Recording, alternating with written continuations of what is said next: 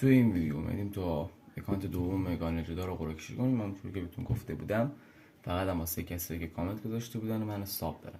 سلام بچه‌ها، من امیر زریکسم و خیلی خوش اومدیم به سومین ویدیوی چنل من.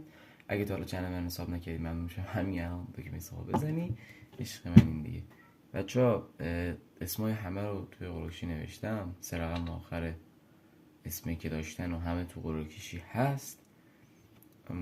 قرعه کشی آماده هستی؟ گردنش رو بزنم و ببینم به کی میافته اکانت.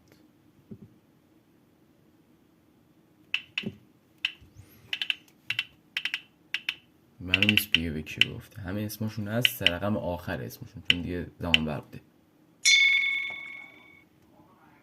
به منصوری، به آقای منصوری افتاد.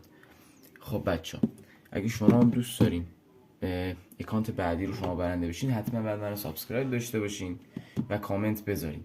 بعد واسه این آقا پسری که گفته بود آقا چرا اکانت ما رو نمیدی، آخه نگاه کن میاد زیر ویدیو کامنت میذاره اکانت منو بده، ولی آیدیشو اصلا نمیذاره، آیدی تلگرامشو.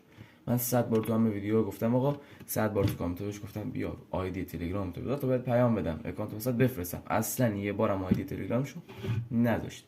یا آقای منصوری هم بیاد زیر همین ویدیو یا ویدیوهای دیگه من کامنت عمل میخونم، آیدی تلگرامشو بذار تا ما واسش چنج کنیم دیگه اکانتو. بچه تا ویدیوی بعدی، خدا نگهدار.